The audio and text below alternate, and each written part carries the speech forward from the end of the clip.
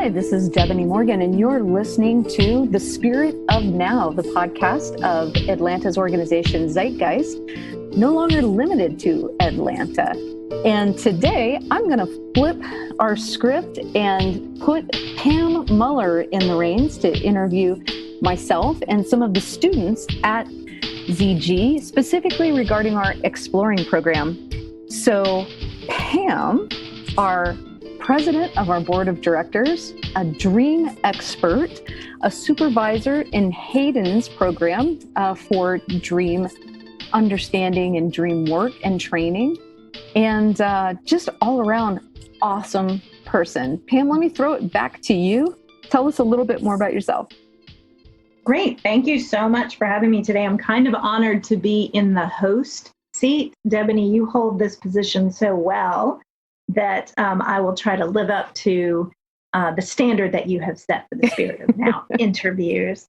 No, I'm really excited to be sitting in this seat because today we get to talk about the Exploring program. And one of the reasons that I'm excited to be associated with Zeitgeist and to be the board president is because of the engaging curriculum that that is offered here. And so I want to get a chance for the listeners to learn from the inside and from the people who have been a part of the program.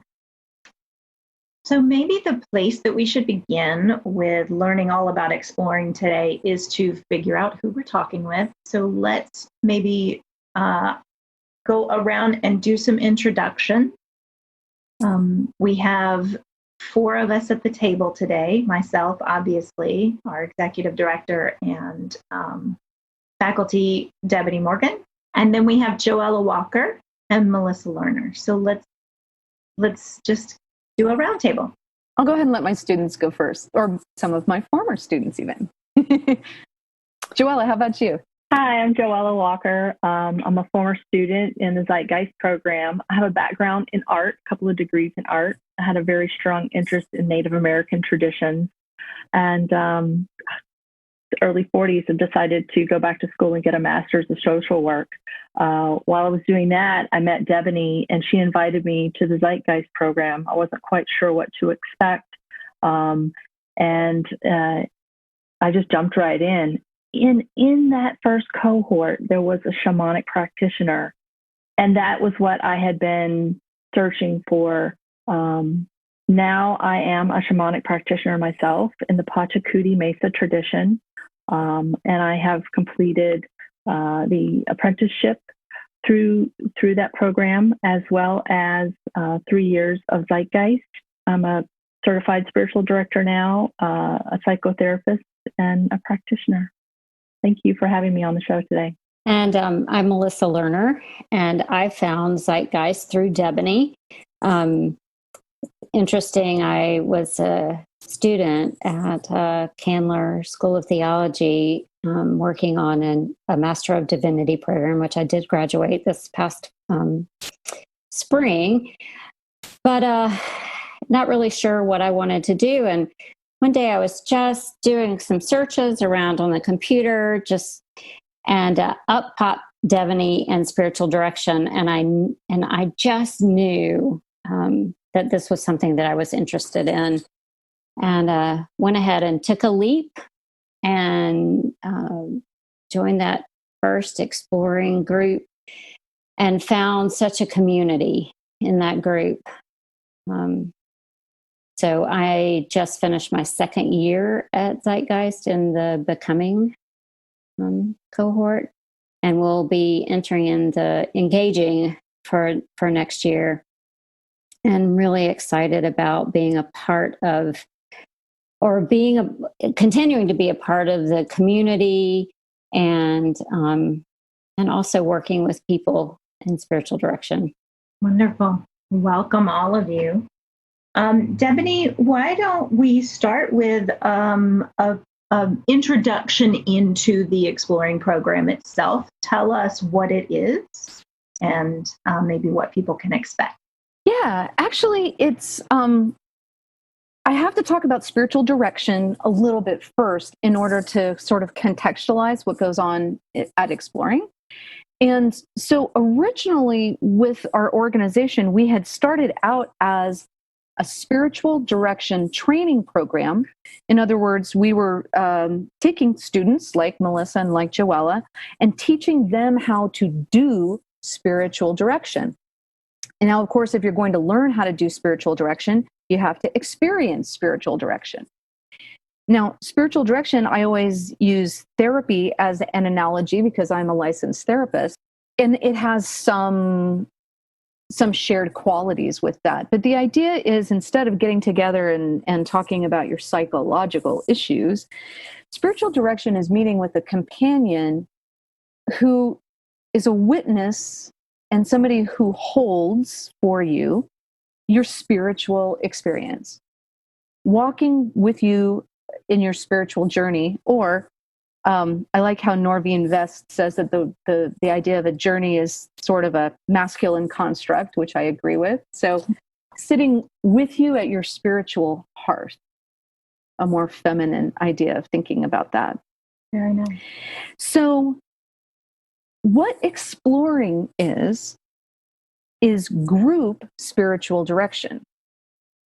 Exploring is a group of people who are coming together once a month to share their experiences in their own spiritual life, to learn from other people's experiences in their spiritual life.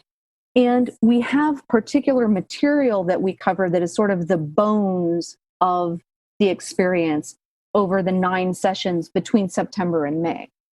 So as we come together, we've got learning material that hopefully is going to be part of a spiritual formation for everybody in the group, but also keeps us centered and challenged, hopefully.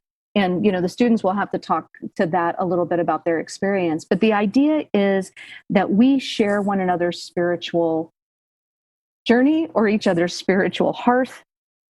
We come together to sustain one another in a spiritual way. And I emphasize that our particular program is interfaith or interspiritual. So part of the gift of that is not only the community aspect, but the interfaith, interspiritual community access, because as we engage in these conversations and as we share the intimacy of relationship building, we're learning about all the places that we have in common. And if there are liturgical or theological differences, we learn to share space with that and to build one another within that context. So that's my general overview. That's a really good introduction. Joella or Melissa, is there anything that you want to add to that? I was going to say, when you were talking about your spiritual story, that was one of the exercises that we did in exploring that really stands out to me, is how each week we were able to share our own spiritual stories with each other, and finding out that our story had it. We might not have looked at it as a spiritual story in the beginning, but because we were putting it in this context, we could see the spiritual that went through the threads of our life story and our life journey. And that was really fun to be a part of that and listen to other people's story and then come up, work out our own story. So in this time, in this 2020 era that we have entered, I want to ask a little bit about the Exploring program and how it is transitioning, or how it is adjusting to meet these new needs of our time. Yeah, that's a great question. I mean, the simple answer to that is we have always valued our time together in person. And I think we can all agree that there's a certain magic that happens, as Jesus said, when 2 or more are gathered, right? And at one point, we had even, as an organization, we had even asked the question, maybe we offer this remotely, right? Maybe we do this as virtual learning. And we, funnily enough, we had agreed not to do that because we valued the in-person so much. But, the universe had different ideas. So the quick answer to that is we're transitioning by making the program remote. So time zones might be a factor, but that notwithstanding, that really opens up who we are able to invite to join us. So, that's the logistical answer to that. But I want to go beyond that, and I want to lean into Michael Mead's work, because I'm very influenced. As a therapist, I work from a Jungian modality, and that's very influential in my spiritual thinking as well. And one of the things we study at the end of the Becoming cohort is we talk about ritual and initiation. And I think that that's important in an individual life. And what we do at Zeitgeist gives witness to that individual transition, initiation, and helps ritualize that. But that doesn't just happen at the individual level. Initiation happens at a community level, a national level. We're in the middle of a initiation occurring at a global level. And initiation is an invitation to change and do things differently. Mm-hmm. The planet, the pandemic, politics in the United States are asking us to do things differently and to be in the world differently. Now, Michael Mead, and of course, all of the anthropologists, sociologists, psychologists, mythologists before him, we have an archetype of initiation, and that involves 3 different stages. And the first stage is a separation or departure from the way that we've always done things. And we have encountered that in the beginning of this year. And I think we're past that stage now into a liminal stage, or a threshold stage, which is the in-between stage. It's the not knowing stage. What happens with school children in the fall? I don't know. What happens if they go back? What happens if they don't go back? I don't know. What happens to universities? What happens to what's going to happen with our election? I don't know. We don't know. And we are in this not knowing together. And there's a very specific piece of this liminality that has to do with the forming of deep community in the space of not knowing. And they use the word communitas for that. And so I think for Zeitgeist as an organization, and for the Exploring program specifically, what we have to offer is communitas. And that is the way that individuals come together to sort of gel, support one another, and discover together in this liminal space of not knowing. So what happens next is a renewal, or a sense of, people talk about the new normal, or going back to normal. There is no normal to go back to. We're being initiated, and whatever happens next is not going back, it's going forward. And per the archetype, we can only do that after we have formed some communitas and deep community in this threshold place of not knowing. So that's my deeper answer to how things are different, is we've got emphasis on this very, very deep opportunity to walk together through this. So what I'm hoping right now, as I'm hearing you speak, because I'm a president of the board, and I am a supporter of the organization, and I'm a Zeitgeist enthusiast. Unfortunately, I haven't been through the program as a student, and what I'm hoping that the listeners are hearing right now is a sample of the level of quality engagement and thinking and dialogue that you're going to get called into during the program. So I just kind of want to turn it to Joella and Melissa for a minute and ask, is this what Saturdays are like? Because I want to be there in them. Yes, this is Joella.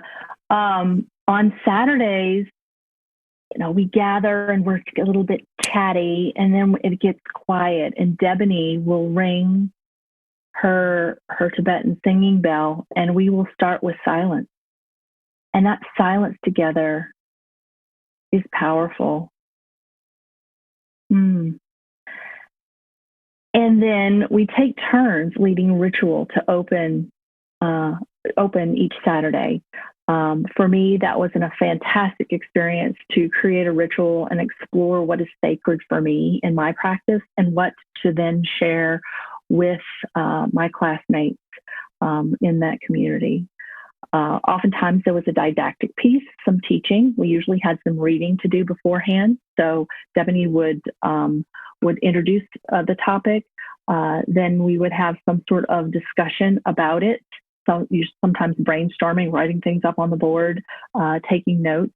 And we would think deeply and question. And it was a very, very safe space to not know. I mean, that was the thing I came out of exploring with, is that it's a safe, comfortable place to not know. And that is what opened me up to stepping away from my Christian traditions that I had been a part of as a child and always felt a little uncomfortable in. And it opened me up to explore the earth-honoring shamanic practices of the Pachacuti Mesa tradition.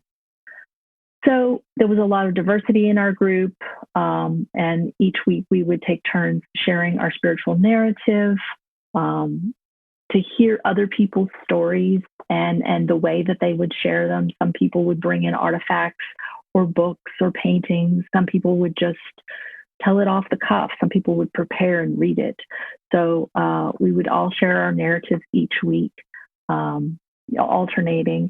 And I didn't want to leave. Each time it was like, I've gotten my fix with my community, and I miss those gatherings now. Mm-hmm. Mm-hmm. I'm watching all of us just kind of nod our heads along, because there is something that feels very comforting and familiar. And I think I'm watching all of us kind of get this wave of relief over our faces as we get to the deep stuff, the deep dialogue and conversation. So I love that. I hope that is coming across in our discussion today. So here is the part 2 to that question, and let's just stay deep here. Why does spiritual direction matter right now? A few years ago, I wrote an article for Spiritual Directors International. The title of the article is Relationship as Inclusivity. And what I was addressing there was, for many people who find themselves on the periphery of a faith tradition, community is hard to find, because what we know from the research that was true a few years ago and remains true now is that churches, as they have historically existed, are falling away. People are attending church less often, and now we're not even attending church in a building, you know? It doesn't mean that church is bad or wrong. And when I say church, I mean this, if it's church or synagogue or whatever spiritual community that you have. But people are not becoming less spiritual. They're just becoming less religious, right? So we could have, weeks worth of conversation around the semantics of that. But the idea is people are looking for new ways to enter into their individual spiritual life and new ways to enter into spiritual community. And my article in particular was emphasizing queer people, people in recovery from substance abuse, people who have been traumatized by religious institutions. But I would also add, and this is particularly germane now as we're having a renewed focus on historical racial oppression and violence against Black bodies and other people of color. This population has not been represented typically in spiritual direction, either by directors or, as directees as much. I'm generalizing. There are always exceptions, but for the most part, my experience would be when I would go to a conference or when I would have a conversation with somebody, they tended to have a particular profile. And that is, and interestingly, all of us in this conversation today, we are all white. We all identify as women. But, you know, that's kind of the cliche. That's kind of the general face of spiritual direction. And, you know, I don't think that face is going to be sustainable. I think we need more people of color having the opportunity to get involved in this. Yeah, I think we need to see more queer faces in the world of spiritual direction. I think that we need to invite a place at the table for people who have long-term recovery and make good sponsors and good wisdom teachers. And I think that people coming from various faith traditions need to connect with one another. We don't need to be as insular. There's not a winning team. You know? What do they call that? A zero-sum game? Right. Yeah. Right. So help me understand the difference between the exploring program. I know you went over this a little bit, but I want to get back to it for a second. The exploring program and the spiritual direction training program. Yeah, that's a fantastic question. The spiritual direction training program is a 2-year program. It's going to begin with what we call the becoming phase, and that is academic. In the becoming phase, you're studying, it's a longer day on a Saturday. There's a lot of reading involved, and it is the academic learning of the practice of spiritual direction. The year following that is called engaging, and this is what Melissa's about to enter into, and that is a supervision year where you are actually conducting spiritual direction, and our time together on Saturdays is all about supervision because we make sure that our spiritual directors have very robust education and very robust supervision so that when we send them off into the world, we are proud of them and we're excited that they know about ethics and they know about differentiating between psychotherapy and spiritual direction or pastoral counseling and spiritual direction. And we're excited that they understand identities and social justice and this sort of thing. So exploring, as we said, exploring is group spiritual direction. If you would like to continue with the spiritual direction program that we just described, we're going to ask that you do exploring as a prerequisite. We want people to focus on their own spiritual formation before they focus on anybody else's spiritual life, right? We want mature spiritual directors. And so exploring is a prerequisite part of that. Now, if you want to come to exploring and just do group spiritual direction and just hang out and develop your own spiritual life and you're not interested in being a spiritual director, absolutely cool. Come on. You are welcome. Join the exploring program.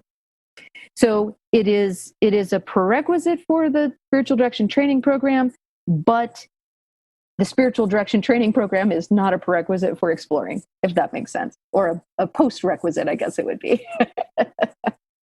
So what I hear you saying is that the exploring program is a 1-year interfaith spiritual formation. Absolutely. And then there is a spiritual direction training program that is a 2-year program involving academic learning and supervision. Correct. Okay, I understand now. If there were one story that you would tell about your experience in Zeitgeist, either in the program or Debonee, for you having been a part of all of the cohorts now that have moved through so far, what's one story that you might share with us about your experience? This is Melissa, and I really remember in the exploring program the conversations that we had around inclusion. I felt like we had a diverse group of folk that year, and reading Whistling Vivaldi made a huge impact on me. Was written by a Black author, and that was really important to me too.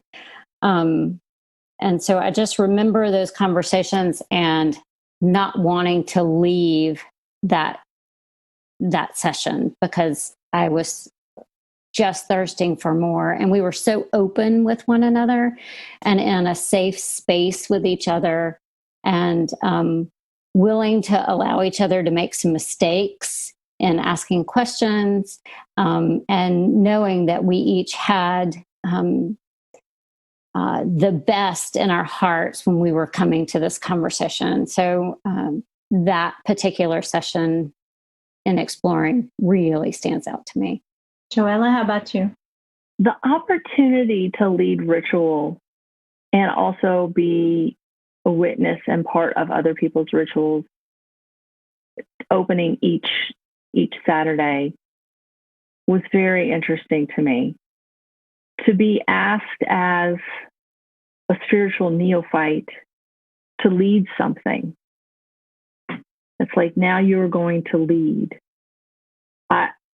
It took, I went through phases of anxiety going, oh, now I have to lead. What am I going to do? And knowing that the community was a safe place to be vulnerable and share what was sacred to me, knowing that it would be honored and others would participate as I was asking, and then to do that as well. I remember someone brought cookies, and they said, "This is the sharing of the bread, the food. This is our." Other people read poetry. Somebody brought a violin and played that. It was beautiful. So yeah, the ritual and the sharing and the safe place to do that was really meaningful to me. And for me, I don't have one story, but I have one theme that shows up every Saturday that I need to teach. And that is, there's a lot as the teacher, there's a lot for me to remember, right? I've got to make sure that we've got our appropriate discussion questions. There's frequently physical things that are involved, and make sure I have the right books with me. And I got to make sure I get something to eat before we get started. And it can be, my mind can be on things that are not necessarily spiritual, much more, tactical. And there's inevitably a moment where I go, I'm not ready. This isn't going to work. It's not going to, something will be lacking. And in that moment, I remind myself to trust the process. And maybe we say process with a capital P, and that's God, right? Trust the process. Because as Joella pointed out before, we always start with a few moments of silence. And what I know is and Joella, I'm so glad that you have the same experience as me. And that is that the magic happens in the silence. And once we invite holy mystery into the room, the logistical stuff doesn't matter because we're in sacred space. I mean, let me say that differently. I don't believe that I can, there's not a moment this is my personal belief, there's not a moment in my day when I'm not in sacred space. It's just a matter of whether or not I can tune into the channel, right? But on Saturdays, we tune into the channel.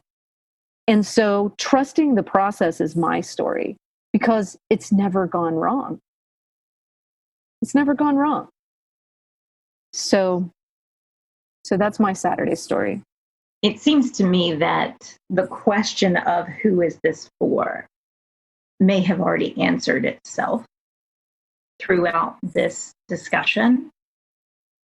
My perspective on it is that this is for spiritual seekers who are curious and interested in coming to this table. I certainly enjoy being at this table.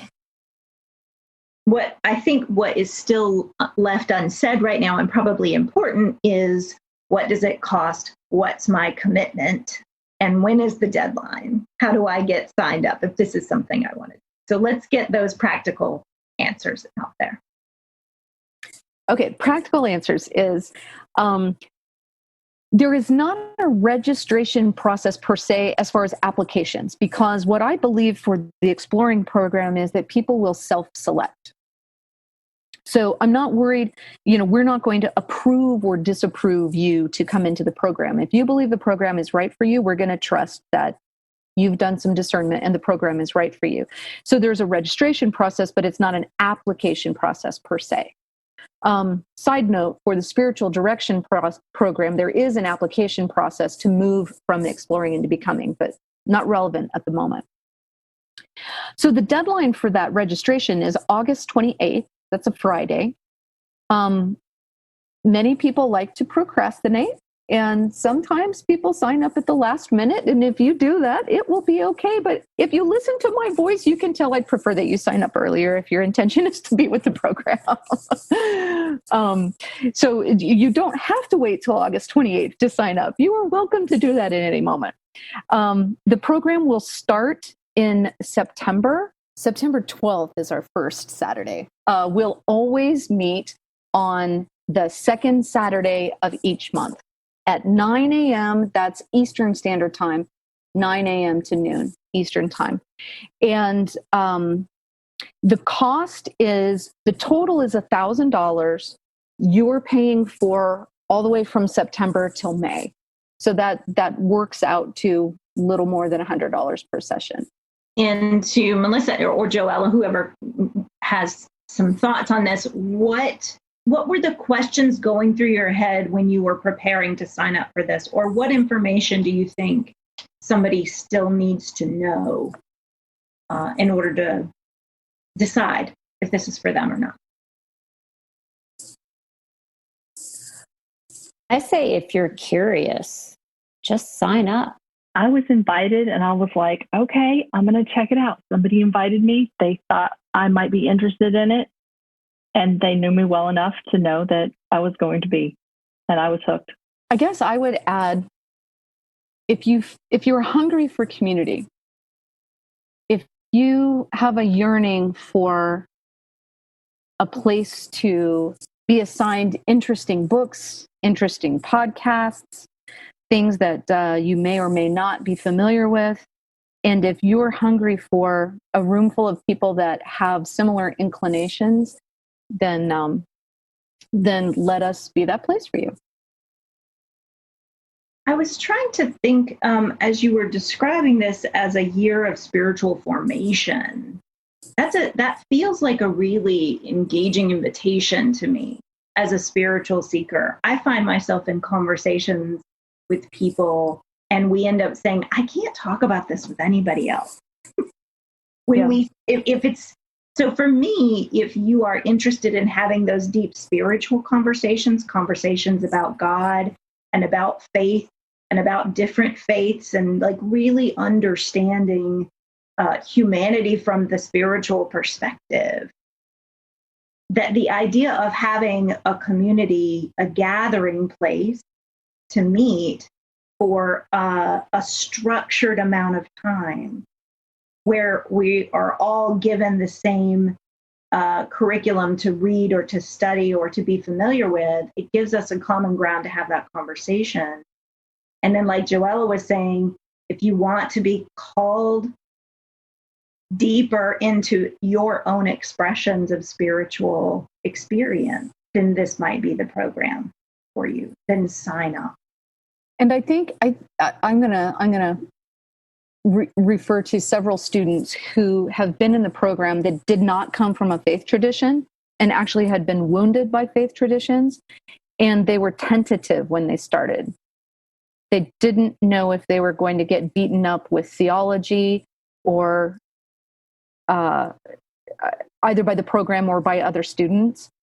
And they've consistently expressed to me their joyful surprise that, if you're a nun, as in None, when someone asks what's your religion, or, that you're not affiliated, shall we say, students have been very, very grateful to have found us. And if anybody has any other questions or anything that wasn't answered here or something that's piqued their interest, what would you advise them to do, Debonee, to get those? I would advise them to go to the website, zgatl.org,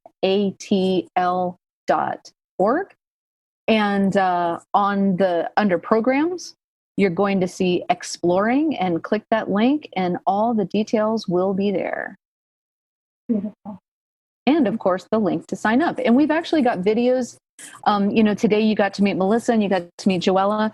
And we have videos from many, many of our students who have been in the program talking about their experience. So that can go even deeper for you. Well, thank you very much, Joella and Melissa. Thank you so much for taking the time to come and share your stories with us. Debonee, I'm going to give the host chair back to you, but thank you so much for letting me play here today. It was a fun position to be in because I am a full supporter of this mission and of these programs. And I want to just continue to grow our community as wide as possible.